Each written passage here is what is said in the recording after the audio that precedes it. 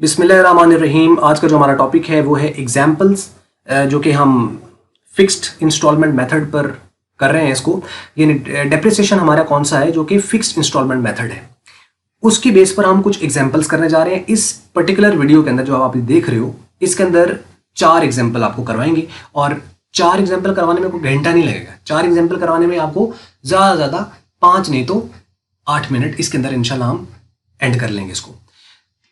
कोशिश होगी जितना जल्दी एंड होता है। एक चीज, दूसरा ये जो 4 एग्जाम्पल हैं ये बेस किस पर कर रही है, इसमें हमें क्या क्या फाइंड करना है। हमें डेप्रिसिएशन फाइंड करना है, हमें डेप्रिसिएशन का रेट फाइंड करना है और एसेट की बुक वैल्यू फाइंड करनी है एक खास पर्टिकुलर यानी टाइम के बाद, यानी 5 साल बाद, 10 साल बाद उसकी जो वैल्यू बाकी बचती है आफ्टर डेप्रिसिएशन वो फाइंड करनी है। तो ये 3 चीज़ें हम सीखेंगे इसके अंदर।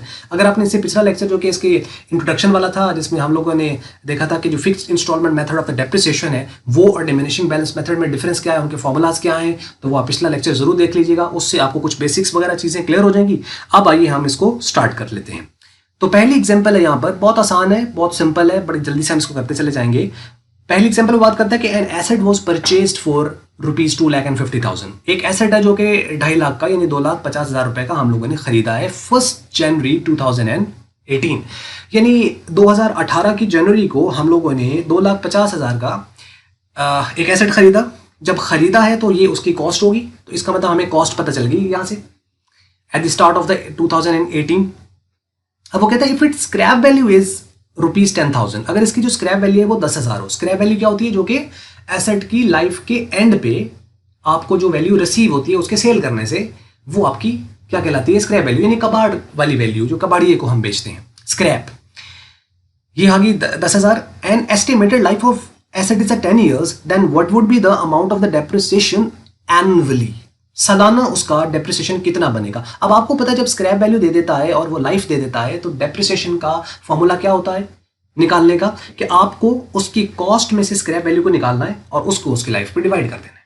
Simple is that. क्योंकि रेट होता तो और तरीका था। पहली एग्जांपल आपकी स्क्रैप वैल्यू पे बेस कर रही है डेप्रिसिएशन निकालने की, और दूसरी जो एग्जांपल है वो रेट पे बेस कर रही है। तो दोनों में हम, पहली एग्जांपल और दूसरी एग्जांपल में हम क्या निकाल रहे हैं, डेप्रिसिएशन ही निकाल रहे हैं, जो कि फिक्स्ड इंस्टॉलमेंट मेथड, जो कि straight line method of depreciation है, उस पर बेस कर रहा है। हम लोगों ने क्या किया, सबसे पहले इसकी कॉस्ट लिख ली।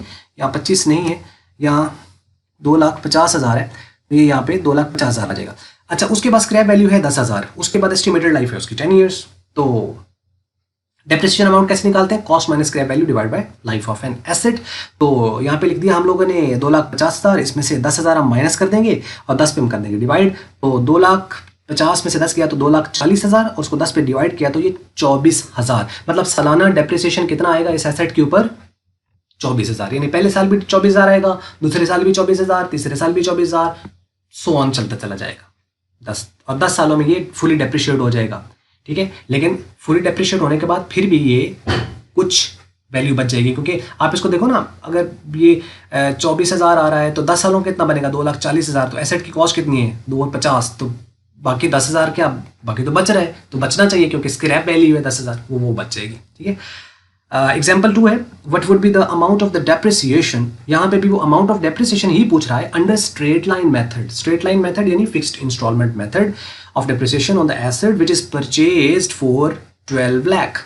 यानी वो 12 लाख रुपए का एक एसेट खरीदा गया तो कॉस्ट मिल गई। If the rate of the depreciation is 5% per annum, सालाना रेट 5% है।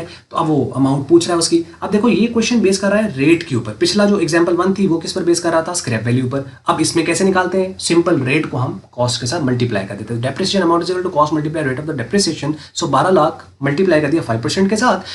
तो अब इसका 10% लेते तो 10 कम हो जाता, यानी कितना आना था 1,20,000, और उसका 5% उसका हाफ, तो यानी 60,000 बन जाएगा। तो कैलकुलेट आप कर लीजिएगा, amount of depreciation each year is 60,000 rupees. तो ये 60,000 इसका डेप्रिसिएशन आ गया। अब देखो यहाँ पे भी डेप्रिसिएशन हम निकाल रहे हैं, यहाँ पे भी निकाल रहे हैं, ये भी स्ट्रेट लाइन से निकाल रहे हैं, ये भी स्ट्रेट लाइन से निकाल रहे हैं, लेकिन वो बेस कर रहा है स्क्रैप वैल्यू पर फॉर्मूला और ये बेस कर रहा है रेट पर। तो ये हो गया 2 एग्जाम्पल। अब आ जाइए हम तीसरी एग्जांपल को देखते हैं। Find the rate of the depreciation. अब हमें क्या फाइंड करना है, rate of depreciation under the fixed instalment method if the cost of an asset is 2 lakh and the depreciation amount per year is 10,000। 2 lakh उसकी कॉस्ट है और 10,000 अगर सालाना डेप्रिशिएट हो रहा है, तो बताओ कि कितने रेट पे वो डेप्रिशिएट हो रहा है। तो ऑब्वियसली सी बात है यहाँ पे इसका 5% सीधा बनता है, क्योंकि इसका अगर 10% लिया जाए तो 20% बनता है, और ये है 20,000 बनता है, तो ये है 10,000 जो कि उसका हाफ है। तो अगर 10% लिए तो 20,000 आता है, तो 10,000 फिर 10% का हाफ हो जाएगा, यानी 5%। तो 5% आंसर यहीं से मिलता है। लेकिन कैसे हम निकालते हैं? Rate of depreciation equal to depreciation divide by cost. अगर स्क्रैप वैल्यू हो तो वो भी आप माइनस करेंगे, तो हम पूरा ही लिख लेते हैं, depreciation divide by cost minus scrap value multiply 100। Depreciation 10,000 है, उसकी एसेट की कॉस्ट है 2 लाख, इसमें से इसकी जो स्क्रैप वैल्यू है 0 है, नहीं दी हुई, तो हम 0 करेंगे, 100 से मल्टीप्लाई करेंगे, तो उसको अगर आप कैलकुलेट करें तो ये 5% आ जाएगा। तो ये है इसका डेप्रिसिएशन का rate. And the last question जो कि वैल्यू है, जो कि बुक वैल्यू निकालनी होती है, यानी एसेट डेप्रिशिएट होने के बाद अब पीछे कितना बच गया है।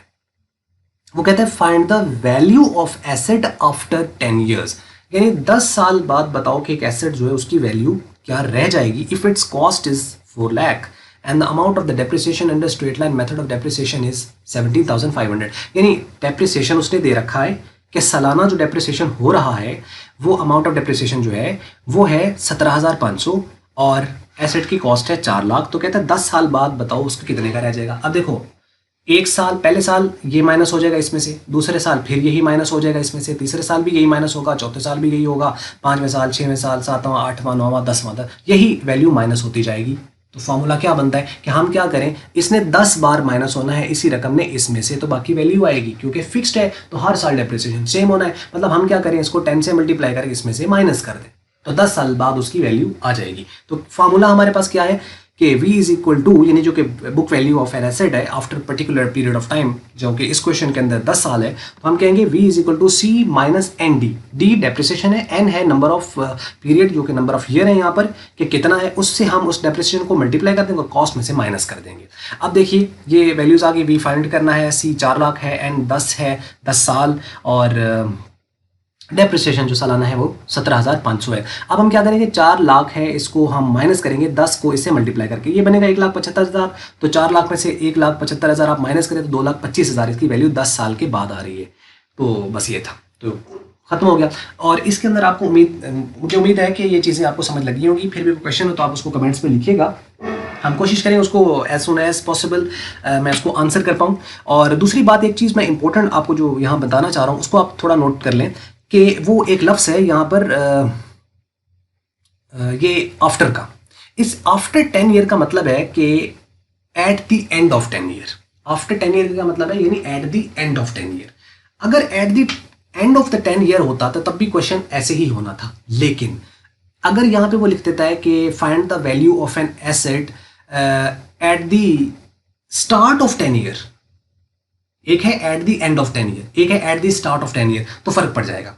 अगर वो कहता है eight the end of the 10 year तो n 10 है, लेकिन अगर वो कहता है at the start of 10 year तो गलती नहीं करनी, n आपका स्टार्ट के केस में 10 नहीं होगा 9 होगा। क्यों, ऐसा क्यों? उसकी वजह यह है कि जो आपका डेप्रिसिएशन हम लेते हैं वो कब लेते हैं, eight the end of the particular period, यानी साल के आखिर पर आता है ना। तो अगर 10वां साल का शुरू है तो 9वें साल का एंड है, तो इसका मतलब है 10 को आपने मतलब वो मिस इंटरप्रेट नहीं करना है उससे। तो अगर 10वें साल का एंड है तो फिर तो 10 ही है, लेकिन अगर 10वें साल का स्टार्ट है तो फिर n 9 होगा। अगर वो कह देता कि स्टार्ट ऑफ द 15 ईयर्स तो इसका क्या मतलब है, एंड ऑफ द 14 ईयर्स, तो n कितना होगा, बजाय 15 के 14 होगा। उम्मीद करता हूँ ये बात आपको समझ लगी होगी। बस ये थी वीडियो, और अगर आपको ये वीडियो अच्छी लगी, मल्टीपीडिया की, तो उसको आप लाइक कर लें, शेयर कर लें दूसरों के साथ। अगर आपको अच्छी नहीं लगी इसको आप कर दें डिसलाइक, और वीडियो देखने का बहुत बहुत शुक्रिया।